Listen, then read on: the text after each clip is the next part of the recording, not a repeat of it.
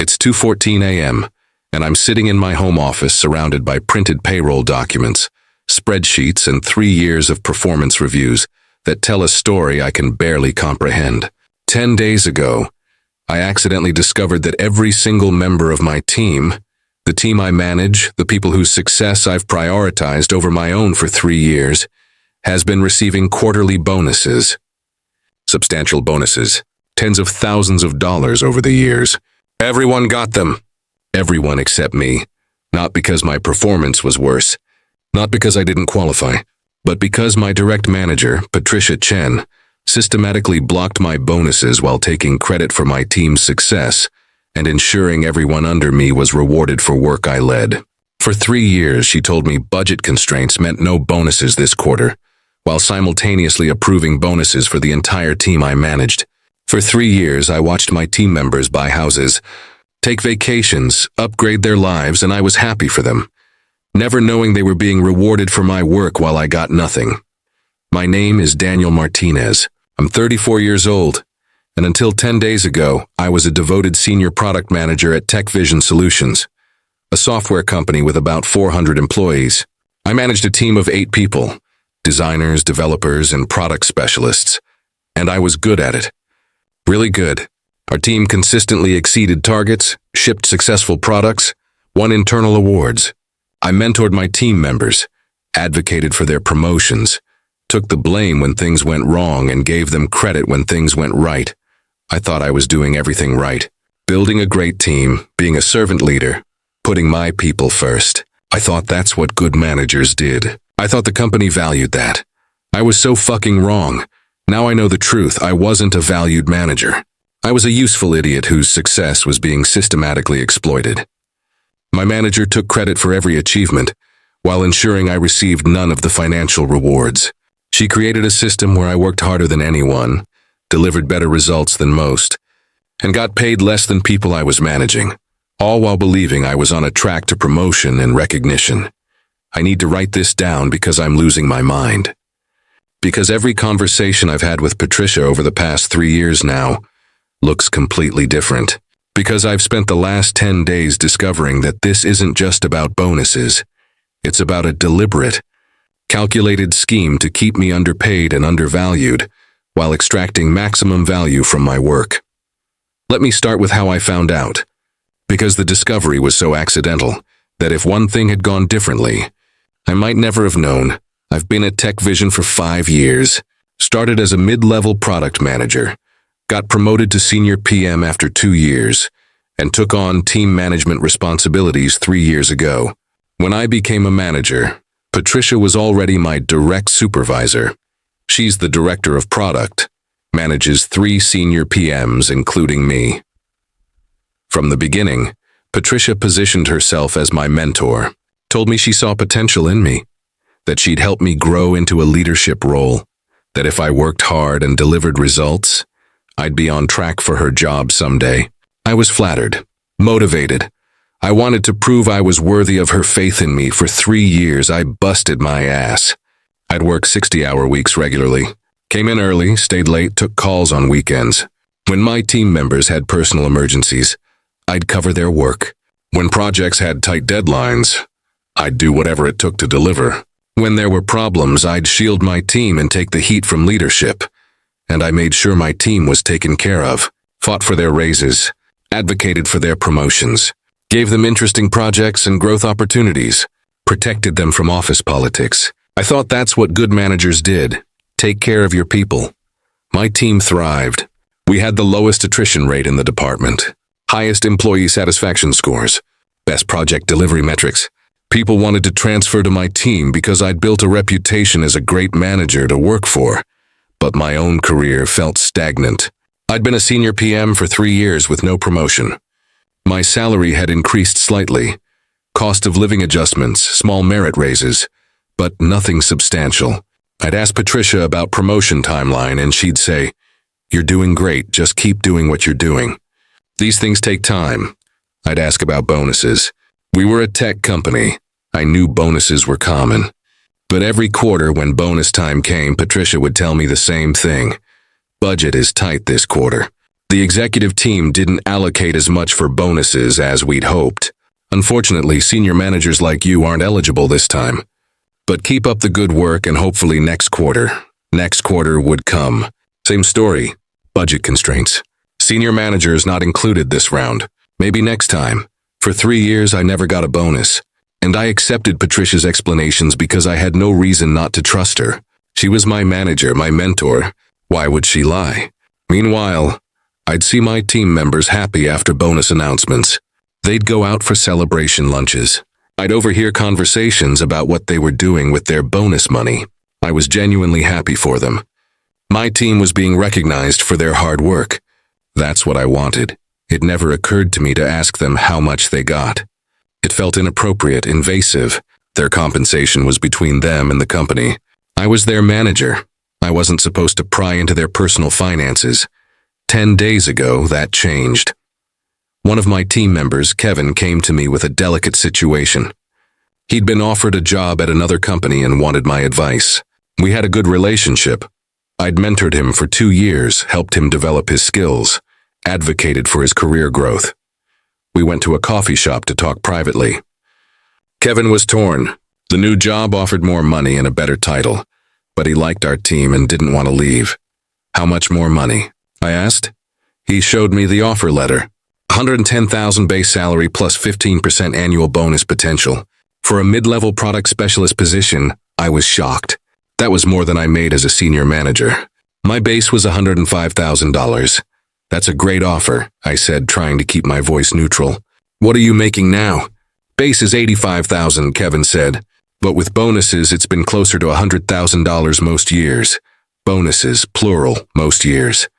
You've been getting bonuses? I asked carefully. I thought the budget had been tight. Kevin looked confused. I've gotten bonuses every quarter for the past 3 years. Usually around $3,500, $5,000 per quarter. Didn't you? My stomach dropped. No. Patricia told me senior managers weren't eligible most quarters. Kevin's face changed. That doesn't make sense. Everyone on our team gets bonuses every quarter. I thought they were company-wide. We sat there in silence. Then Kevin pulled out his phone. Let me check something. He texted our team's group chat, the one I wasn't in because I was the manager. Asked everyone what their bonus history looked like. The responses came back quickly. Screenshots of bonus letters. Everyone, literally everyone, had been getting quarterly bonuses for years. Amounts varied based on performance, but even the lowest performers got something. The highest performers got $7,000 plus per quarter. Kevin showed me the responses. Daniel, everyone's been getting bonuses. Consistent bonuses. For years. You really haven't gotten anything? Nothing, I said. Not once in 3 years. I went back to the office in a daze. Went straight to HR. Asked to speak to someone about compensation.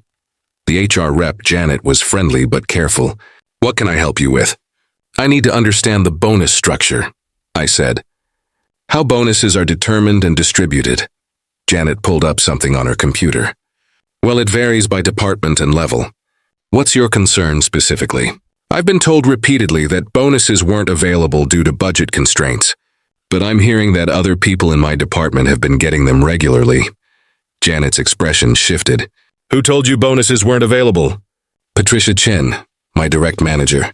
She said for 3 years that budget was tight and senior managers weren't included in bonus distributions. Janet typed something, frowned at her screen. Mr. Martinez, according to our records, the product department has had approved bonus budget every single quarter for the past 3 years. And there's no policy excluding senior managers. In fact, senior managers typically receive larger bonuses than individual contributors. The room spun. So bonuses were available? Let me check your specific records, Janet said. She typed more, clicked through screens, and her frown deepened. This is unusual. It shows that bonus recommendations were submitted for your team every quarter. Your team members received their bonuses, but there's no bonus recommendation for you in any quarter for 3 years. What does that mean? It means your direct manager never recommended you for a bonus, Janet said carefully. Bonuses require manager recommendation and approval. Patricia would need to submit a recommendation for you to be considered. She apparently never did, but she told me there was no budget, There was budget, Janet interrupted gently. There's been budget every quarter. Patricia Chen has submitted bonus recommendations for her other two senior PMs every quarter. She submitted recommendations for all the team members under you. Just never for you. I sat there trying to process this. Can you show me what bonuses I would have been eligible for if I had been recommended? Janet hesitated.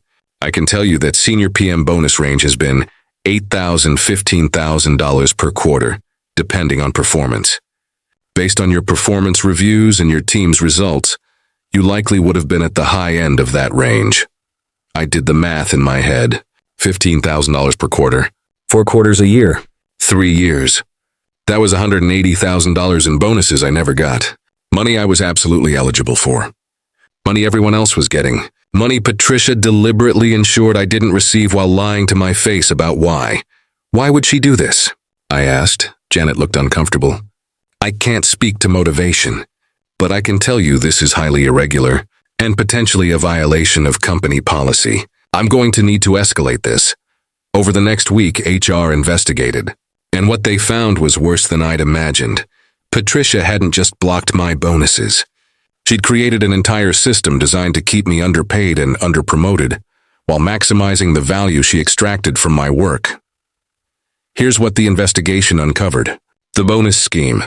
Patricia had been submitting bonus recommendations for everyone except me. When asked why in internal communications, she'd claim I was still developing as a manager, or not quite at the level for senior manager bonuses yet. Meanwhile, she'd submit glowing recommendations for the team members I managed, taking credit for their development and success. The bonuses my team received, Patricia told upper management those were rewards for her excellent leadership and mentorship. The team's success was attributed to her in executive reports. I was positioned as a competent executor of her vision, not as the actual leader driving results. The promotion blocking. I should have been promoted to director over a year ago based on my performance and tenure. HR found emails where Patricia had been asked by senior leadership if any of her senior PMs were ready for promotion. She'd recommended her other two senior PMs for various opportunities, but consistently said, I needed more seasoning and wasn't quite ready yet. In one email to the VP of Product, Patricia wrote, Daniel is a solid people manager, but lacks the strategic thinking required for director level. I'm working on developing that skill set in him. Give him another year or two. Another year or two. After 3 years of exceptional performance, the compensation suppression. When my team members got offers from other companies, I'd go to Patricia to request counteroffers and raises to retain them. She'd usually approve them, keeping my team happy and productive. But when I asked for my own raises, she'd say budget was tight, or that my compensation was competitive for the market, or that we should revisit this next quarter. Meanwhile, Patricia's salary had increased by 40% over the past 3 years. Her bonuses totaled over $200,000 in that same period.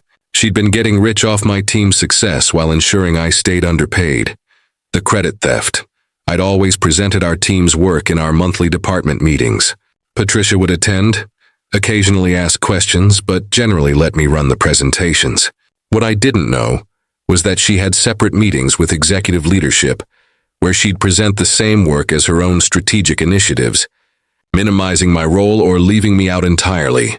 HR found presentation decks Patricia had created for executive meetings, slides about Patricia's product strategy that were actually my strategies, slides about successful launches with Patricia's name on them and mine nowhere to be found, slides taking credit for team development and retention, my actual job, as if she'd personally mentored each team member. The reputation management. Most insidiously, Patricia had been carefully managing how I was perceived in the company. She'd praise me in public. Daniel's such a great people manager, so detail-oriented, while subtly undermining me in private communications with leadership, email to VP of Product. Daniel is excellent at execution, but I have to provide significant strategic direction. Slack message to another director. Daniel needs a lot of hand-holding on complex projects. Performance review comment to HR. Strong people skills, but still developing his strategic thinking and executive presence. None of this matched reality. I was the one developing strategies. I was the one driving complex projects with minimal oversight. I had plenty of executive presence. Patricia just made sure executives rarely saw it. She'd created a narrative where I was a good but limited manager who needed her guidance, ensuring I stayed in my current role where I was useful to her while she reaped the rewards of my work. When HR confronted Patricia with all this, her response was telling. She didn't deny any of it. She claimed it was all judgment calls within her authority as my manager, that she'd assessed my performance as not worthy of bonuses or promotion, that she'd honestly evaluated my capabilities and found them wanting. When pressed on why everyone else got bonuses if budget was tight, she said she'd been protecting me from feeling bad by giving me the budget excuse instead of telling me my performance wasn't bonus-worthy. When asked why my performance reviews were excellent, if I wasn't worthy of bonuses, she said she believed in encouraging feedback and didn't want to demotivate me. The HR director wasn't buying it. Patricia, Daniel's team has the best metrics in the department. Highest satisfaction scores, best delivery record, lowest attrition. His team members consistently get promoted and receive top bonuses. How do you explain evaluating him as not bonus-worthy when his results are objectively excellent? Patricia's answer, results aren't everything. Leadership is about more than metrics. Daniel is a good executor, but lacks the strategic vision and executive presence for the next level. This was said about me, a person who'd been running successful product strategies for years, who'd been presenting to executives successfully, who'd been doing everything Patricia claimed I couldn't do. HR put Patricia on administrative leave, pending further investigation. Word got around the company quickly, and once it did, other things came to light. Turns out I wasn't Patricia's only victim. Her other two senior PMs had experienced versions of this too. One had been blocked from a promotion for 2 years despite being obviously qualified. The other had been getting bonuses, but they were consistently lower than what their performance justified. Patricia had been submitting lukewarm bonus recommendations, while submitting glowing recommendations for herself. Both of them had been told they weren't quite ready for advancement. Both had accepted Patricia's judgment because she was their manager and supposedly their advocate. We'd all been kept in silos, never comparing notes about compensation or career progression. Patricia had carefully ensured we didn't talk to each other about these things, framing such conversations as unprofessional or creating drama. My team members felt terrible when they realized what had happened. Several came to me apologizing, though they had nothing to apologize for. They'd assumed I was getting bonuses too, why wouldn't I be? I was their manager. My results were even better than theirs. The idea that I was being systematically excluded never occurred to them. I feel sick, Kevin told me. We've been getting bonuses for work you led. Work you taught us to do. While you got nothing. That's so fucked up. It was fucked up. But it wasn't their fault. It was Patricia's. The company moved quickly once the investigation concluded. Patricia was terminated for violation of company policy and management misconduct. They offered me $180,000 in back pay to cover the bonuses I should have received. They promoted me to director immediately with a $40,000 salary increase. They apologized profusely and assured me this didn't reflect company values. But here's the thing. Money doesn't fix this. The promotion doesn't fix this. Because what Patricia took from me wasn't just money. She took 3 years of my career. 3 years where I could have been advancing, building my reputation at director level, positioning myself for VP roles. 3 years of professional development time that I can't get back. She took my confidence. For 3 years, I believed I wasn't good enough for bonuses or promotion, that I needed to work harder, prove myself more, develop skills I was apparently lacking. I internalized her judgment, doubted myself, questioned whether I was really leadership material. She took my naivety. I used to believe that working hard and delivering results would lead to recognition and reward, that good managers advocated for their people, that companies valued integrity and performance. Now I know those are pleasant fictions that only sometimes align with reality. She took my ability to trust. How do I work for a new manager without constantly wondering if they're doing the same thing? How do I believe positive feedback when I got positive reviews while being systematically undermined? How do I trust that I'm being fairly compensated when I was lied to for years? Most painfully, she took my pride in my management style. I'd been proud of putting my team first, of fighting for them, protecting them, ensuring they succeeded. Now that feels like being a sucker. I made my team members rich while I stayed poor. I built their careers while mine stagnated. I was a servant leader, and my reward was being exploited. I know intellectually that putting my team first wasn't wrong, that being a good manager is still valuable. But emotionally, I feel like an idiot, like I was played, like my principles were weaponized against me. The company wants me to stay. They've made it clear I have a future there. The VP of product personally apologized, said Patricia was an anomaly, that this isn't how the company operates, that they value me and want to make this right. But I don't know if I can stay. Every time I walk into the office, I'm reminded that for 3 years I was working alongside people who were being rewarded while I wasn't, that my manager was presenting my work as hers to executives while I stayed invisible, that the company's systems allowed this to happen for 3 years before anyone noticed. The system worked eventually, HR keeps telling me. Someone finally spoke up and we investigated and took action. But the system only worked because of a random conversation I had with a team member who happened to mention his bonus. If Kevin hadn't been job hunting, if he hadn't shown me his offer letter, if I hadn't asked about his current compensation, I might never have known. I could have gone years more being told budget was tight while everyone around me got bonuses. That's not a system working. That's luck. I've been interviewing at other companies. Word got around the industry that I was available. I'm well regarded based on my actual work, despite Patricia's attempts to limit my reputation. I've gotten multiple offers, all of them better than what TechVision offered me even after the promotion. Part of me wants to stay, to prove that I can succeed despite Patricia, to show that her evaluation of me was wrong, to build my career at this company where I've invested 5 years. But a bigger part of me wants to leave, to go somewhere where I'm not the guy who got screwed by his manager for 3 years, where I don't have to rebuild trust with a company that let this happen, where I can start fresh without the baggage of betrayal and exploitation. My team wants me to stay. They've said repeatedly that they want to keep working for me, that they're sorry this happened, that they'll follow me wherever I go. One person even offered to organize a petition to upper management demanding better treatment for me. I told them not to. It's not their battle, and I don't want to be the manager who stays out of guilt or obligation to my team. That's how I got here, putting everyone else's needs above my own. I've learned some hard lessons from this. Trust but verify.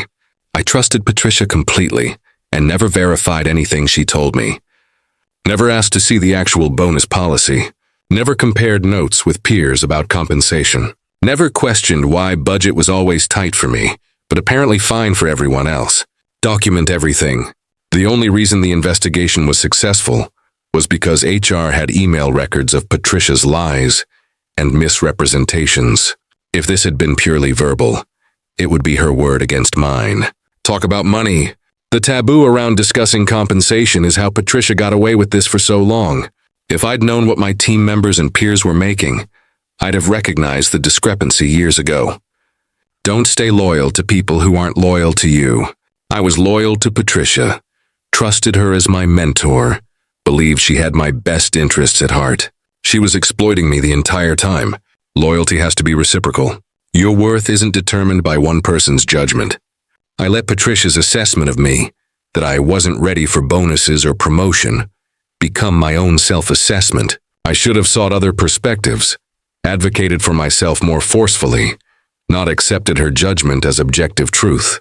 It's almost 4 a.m. now.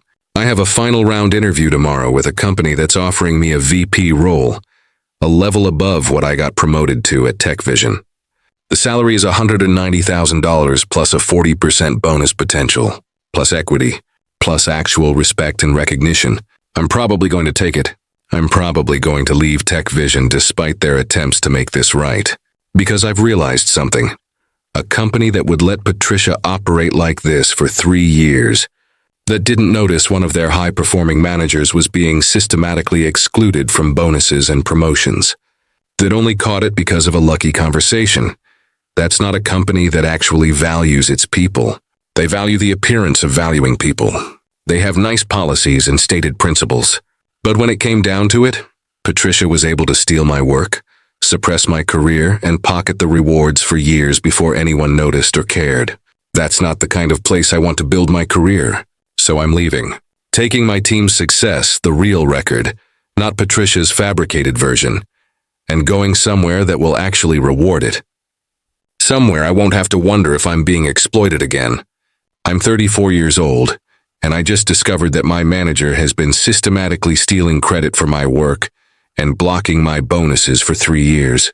I got my back pay. I got my promotion. I even got an apology.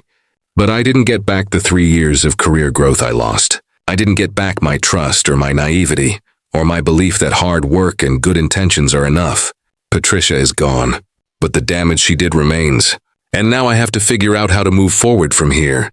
How to manage again without feeling like a sucker for putting my team first. How to trust another manager after being betrayed so completely. How to build a career knowing that the systems designed to protect employees can fail for years before anyone notices. I don't have all the answers yet, but I know this. I'm never letting anyone else control my narrative again. I'm never accepting someone else's judgment of my worth without question. I'm never staying silent about compensation or career progression. And I'm never ever working for someone like Patricia again. The sun is coming up. Another day. Another decision to make about my future. But at least now I'm making it with full information. With my eyes open. With the knowledge that I'm worth more than Patricia told me I was. That's something. It's not everything I lost. But it's a start. And right now, a start is all I need.